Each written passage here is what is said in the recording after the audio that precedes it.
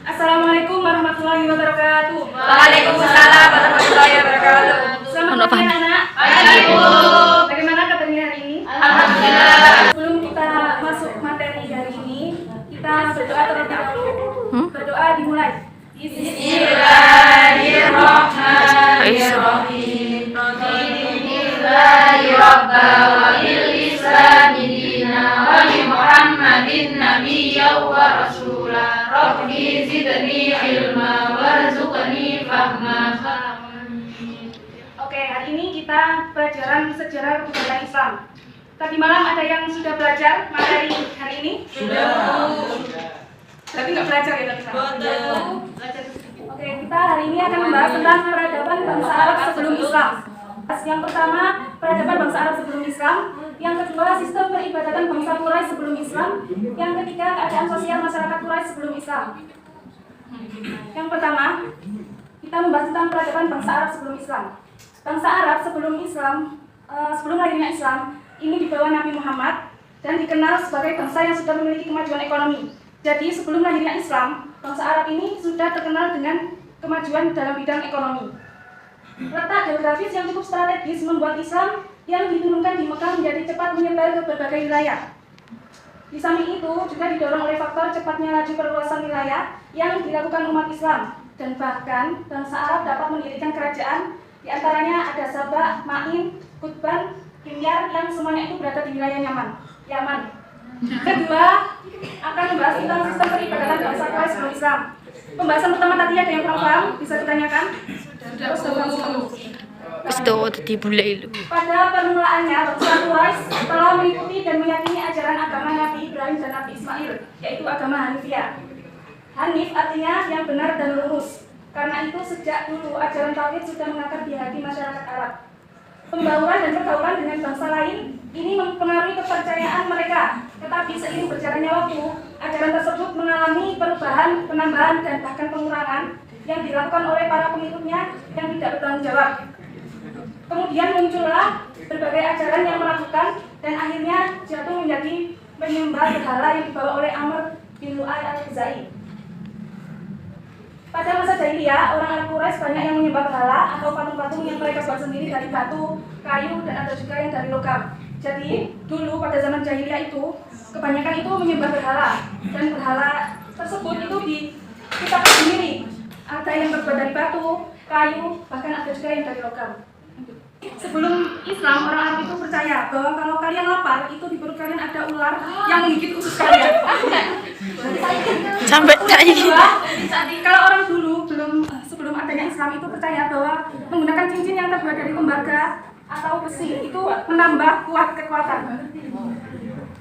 Yang ketiga, bila mereka mengharapkan turun hujan, jadi kalau ingin turun hujan, mereka itu menganggap bahwa mengikatkan rumput pada ekor kambing itu bisa menurunkan hujan. Keadaan sosial masyarakat Quraisy sebelum Islam. Keadaan sosial ekonomi masyarakat Arab sangat dipengaruhi oleh kondisi dan letak geografisnya. Oleh sebab itu, banyak penduduk yang hidupnya tidak menetap, jadi berpindah-pindah tempat. Mereka tinggal di pedalaman, yaitu masyarakat Badui yang mata pencahariannya beternak.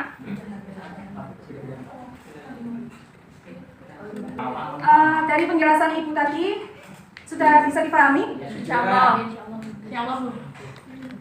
Sebelum saya akhiri pelajarannya, kita explaining terlebih dahulu ya. Saya akan membagi dua kelompok. Yang pertama, kelompok jika. Yang kedua, kelompok maka. Oke, sebelah sini kelompok jika dan sebelah sini kelompok maka. Oke. Yang mana maka?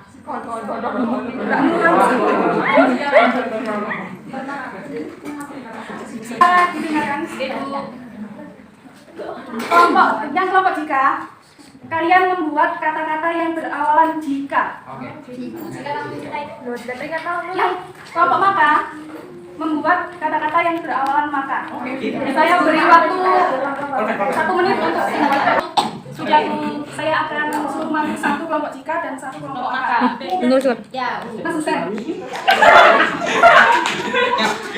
Mas Husen.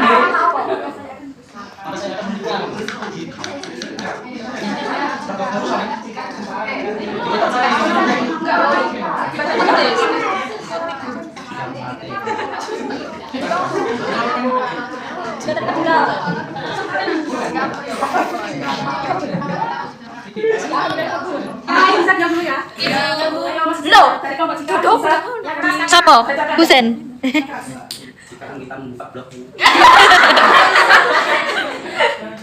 Maka kamu harus ke Korea. Nyambung ya, nyambung. Maka kamu buka blogku. Maka kamu harus ke Korea. Kamu ke Korea dulu. Akan ke Korea. Sama lagi. Masuk. Kau enggak? Saya juga.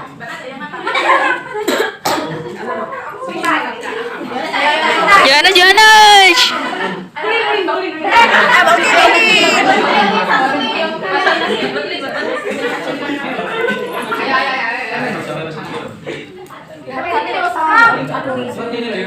Jatuh. Plat kayak lihat karyawan sih.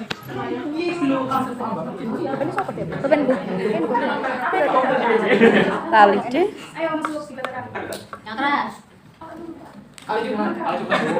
Kita besok bawa jika saya hidup.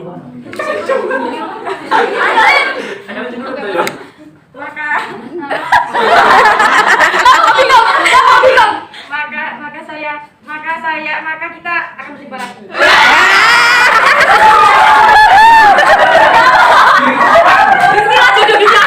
Bismillah, ayo bismillah. Amin.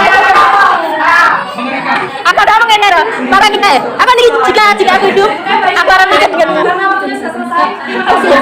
Maka kita akan berjumpa lagi. Besok kita akan bertemu lagi dalam pertemuan selanjutnya. Kurang lebihnya saya mohon maaf. Assalamualaikum warahmatullahi wabarakatuh. Waalaikumsalam warahmatullahi wabarakatuh. Terus di tengah ya? Betul tengah ya, Mbak? Langsung ke sini. Tengah ya?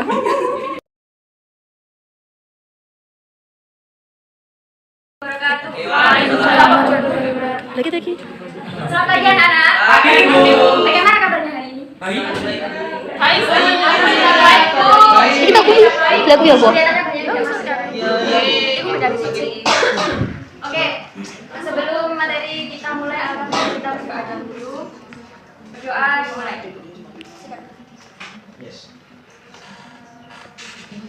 Oke, di sini ada yang tahu kita akan membahas materi akhlak bersama. Ya. Tapi kita membahasnya tentang akhlak husnudon, tawadu, tasamuh dan tasawun. Ada yang tahu? Ada yang tahu apa itu husnudon, Mbak Pinda? Sifat berprasangka baik dulu terhadap seseorang. Untuk husnudon yaitu meyakini dengan sepenuh hati. Yang kedua, meyakini bahwa semua larangan agama demi kebaikan manusia sendiri, mengembangkan sikap baik Diki, hai, dalam Fisan. kehidupan bertetangga dan masyarakat. Udah lah, pokoknya. Memberi kepercayaan kepada sesama manusia tentang suatu urusan dengan kepercayaan tersebut dapat melaksanakan tugasnya. Yang terakhir yaitu menjauhi prasangka buruk terhadap siapapun apabila tidak ada bukti nyata. Jadi kalian itu harus husnudon, ya, tidak boleh sudon. Harus husnudon kepada Allah juga kepada sesama manusia. Dampak positif dari husnudon, Pak Putri coba dibaca. Semakin dekat hubungan hati antara pelaku dan pihak yang lain, memperoleh kepercayaan dari orang yang juga dirinya telah berbuat baik, memperkuat hubungan persaudaraan antara dua. Berperilaku husnudon, tidak mudah menerima suatu berita yang tidak jelas sumber serta kebenarannya, berusaha untuk sering bertemu dengan sesama teman atau anggota masyarakat. Oke, selanjutnya kita akan Ibu akan menjelaskan apa itu tawadu. Tawadu yaitu perilaku manusia yang mempunyai watak rendah hati, tidak sombong, tidak angkuh atau tidak apa itu congkak, besar kepala dan lain sebagainya ya. Bentuk-bentuk perilaku tawadu yaitu menghormati kepada orang yang lebih tua atau lebih pandai dari dirinya, sayang kepada yang lebih muda atau yang lebih rendah kedudukannya, menghargai pendapat dan pembicaraan orang lain, bersedia mengalah demi kepentingan umum, tidak suka disanjung orang lain atas kebaikan atau keberhasilan yang ia capai. Jadi kalian kalau tawadu ya tidak boleh. Jangan sombong, harus rendah hati. Seperti saya, maksud saya selalu rendah hati. Kalau dipuji, aduh masih saya ganteng banget. Ya emang laki-laki kan ya. Selanjutnya membiasakan diri berperilaku tawadu, menimbulkan rasa simpati akan dihormati secara terus oleh pihak lain, mempercepat hubungan persaudaraan, mengangkat derajat dirinya sendiri dalam memandang Allah. Membiasakan diri berperilaku bertawadu, menyadari sepenuhnya bahwa setiap manusia mempunyai kelemahan dan kelebihan yang berbeda. Berusaha untuk mengendalikan diri agar tidak menampakkan kelebihan yang dimiliki kepada orang lain. Meraih diri untuk dapat menghargai kemampuan orang lain, tidak meremehkan. Tidak boleh meremehkan orang lain ya. Oke, selanjutnya pembahasan tasamuh. Apa itu tasamuh, Mbak Aziza? Tasamuh itu sama-sama berlaku baik, lemah lembut, dan saling pemaaf. Dalam konteks Islam umum, tasamuh adalah sikap, akhlak, dan budi dalam pergaulan, di mana terdapat rasa saling menghargai antara sesama manusia dalam batas-batas yang digariskan oleh ajaran Islam. Bentuk-bentuk tasamuh dalam kehidupan. Yang pertama, tidak mengganggu ketenangan bertetangga, tidak melarang tetangga apabila ingin menanam pohon di atas kebunnya, nggak boleh dimana-manain. Ya. Nah, hak saya Bu, gimana? Ya, sih. Menyukai sesuatu untuk tetangganya sebagaimana ia suka untuk dirinya sendiri. Dampak positif tasamuh. Mbak Dia baca. 1. Tidak mengganggu ketenangan tetangga. 2. Tidak melarang tetangga apabila ingin menanam pohon di atas kebunnya. Yang 3. Menyukai sesuatu untuk tetangganya sebagaimana ia suka untuk dirinya sendiri. Ya. Videonya ke pinggir. Selanjutnya adalah ta'awun. Siapa yang sudah tahu apa itu ta'awun? Mbak Dewi. Ta'awun. Apa itu ta'awun? Sifat suka menolong sama tanpa membeda-bedakan latar belakang. Sementara sifat tasamuh adalah sifat toleran. Apa sih? Tasamuh. Sifat tasamuh adalah sifat toleran dan mau menerima perbedaan yang ada.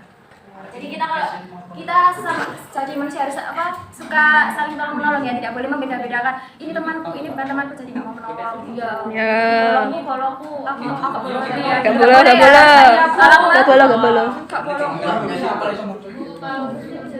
Ya, nggak boleh itu. Ya Bu. Bentuk-bentuk ta'awun, Boleh, iya sih. meningkatkan beban hidup, menutupi air, dan memberikan bantuan seseorang, mengunjungi pada saat sakit atau menerima suatu musibah. Dampak positif ta'awun. Mbak Indah dibaca. Yang pertama, terpenuhinya kebutuhan hidup berkat kebersamaan. Memperingan tugas berat karena dilakukan secara bersama.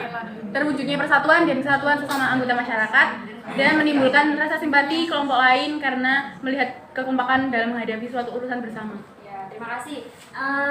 Dari sini sudah paham? Ampun. Sebelum saya akhiri, kita SPG dulu ya. Ya, Yaitu Bu. tak kasih contoh nanti kalian meniru ya. Iya, Bu. Tepuk 1 itu gini bunyinya. Gimana ya Bu? Tepuk 1.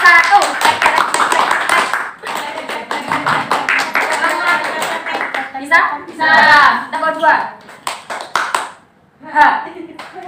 Depannya ini pegang. Ha. Sama ada yang pegang. Nah, yang tepuk 3 itu he, yang sebelahnya. He. Ayo coba bersama-sama. Tepuk 1. Tepuk 2. Tepuk 3. Tepuk 1, 2, 3. Tepuk 1, 2, 3,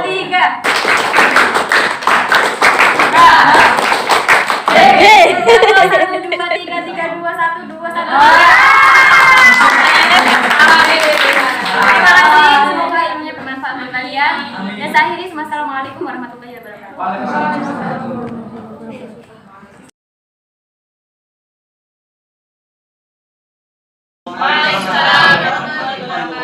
Salam sejahtera kita semua. Salam.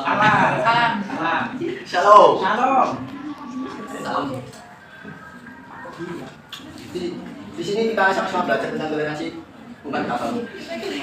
Pengertian toleransi.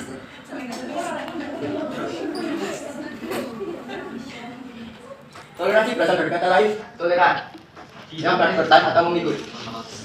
Toleran diartikan dengan saling memikul walaupun pekerjaan itu tidak disukai atau memberi tempat kepada orang lain, walaupun kedua belah pihak tidak berpendapat. Padahal kata toleransi dalam bahasa adalah tasamuh yang berarti saling mengizinkan dan saling memudahkan. Jangan repoti. Toleransi berarti sikap menenggak, membiarkan. Ini kata membiarkan bukan berarti tidak peduli antar sesama makhluk. Ini membiarkan tentang keyakinan dan kepercayaan masing-masing.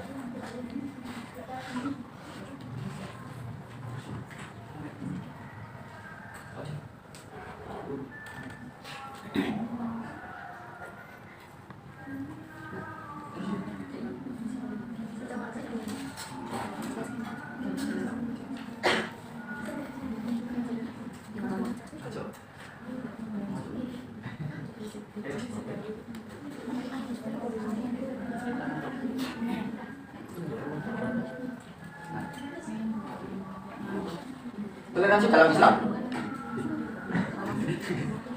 Islam mengajarkan agar umat Islam berbuat baik dan bertindak adil kepada siapapun yang tidak memerangi umat Islam karena agama yang dianut. Islam mengutamakan terciptanya suasana perdamaian hingga timbul rasa kasih sayang antara umat Islam dengan umat beragama lain. Kerjasama yang baik antara umat Islam dan umat beragama lain tidaklah menjadi halangan dalam Islam. Tapi yang kita sayangkan di Indonesia, menurut survei dari Pusat Pengkajian Islam dan Masyarakat UIN Jakarta, pada tanggal 8 Maret 2021, toleransi antar beragama yang tinggi yang saya fokuskan sebagai seorang muslim ialah level toleran seorang muslim ini pada level yang sangat rendah ketimbang agama yang lain.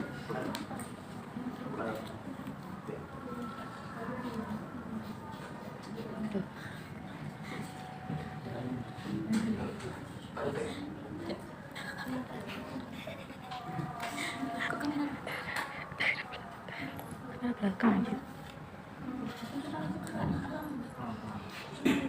Dari seseorang, Islam sangat rendah. Level yang tertinggi pertama itu agama Hindu. Yang kedua itu masuk dari 3 agama, Kristen, Katolik, Buddha. Dan yang tengah-tengah Protestan. Hal yang mempengaruhi Islam kurangnya toleran itu ada 3 pengaruh. Pengaruh kegiatan keagamaan makin tinggi. Tingkat keaktifan pada kegiatan keagamaan di kampus, sikap toleransi mahasiswa makin rendah. Hanya memiliki mayoritas tanpa memandang minoritas. Semakin intens mahasiswa membaca artikel keagamaan online, juga makin rendah sikap toleransi mahasiswa. Karena sumbernya belum tentu dicari dari beberapa pendapat, hanya mengandalkan satu pendapat. Yang ketiga, pengaruh dari rasa keterancaman. Makin tinggi rasa keterancaman baik sosial maupun ekonomi, makin rendah sikap toleransi mahasiswa. Itu juga faktor yang membuat Islam kurang dalam toleransi. Untuk menumbuhkan toleransi di lingkungan kampus, ini ada 4. Menjadikan keragaman sosial bagian dari asesmen akreditasi kampus. Yang kedua, mengenalkan konsep keragaman dari berbagai latar belakang beragama atau keyakinan lewat mata kuliah acara kampus, experiential learning, problem based project, dan lain-lain. Dan yang ketiga, memberi insentif pada organisasi keagamaan kampus untuk berinteraksi dengan organisasi non keagamaan yang lainnya, baik di dalam kampus atau luar kampus. Dan yang keempat, memasukkan sikap toleransi sebagai salah satu pengukur penilaian kinerja dosen oleh mahasiswa. Dari sini kita dipahami. Sebelum saat itu, saya minta pernyataan naik dari samen-samen KB. Teko saiki. Oke. Semisal, halo ya. Semisal, bapak sampean Islam, ibu sampean non Islam. Oke. Tapi pak, ibu sikap Islam, baik nak sampean, terus sampean takon aku. Kak Islam iki mlebu swarga to. Ibu sampean. Menurut sampean iki. Apa iso mlebu swarga ora? Ora. Tidak. Tidak. Tapi saya tidak bisa berhak mengatakan tidak. Nah, kita tidak bisa mengatakan tidak karena itu hak progresif Tuhan. Tapi yang saya pesankan untuk penutup, jadikan toleransi itu hal biasa, bukan lagi hal yang luar biasa. Karena toleransi dari itu terbiasa, bukan hanya luar biasa. Sampai sini, semoga bermanfaat. Saya tutup. Wassalamualaikum warahmatullahi wabarakatuh.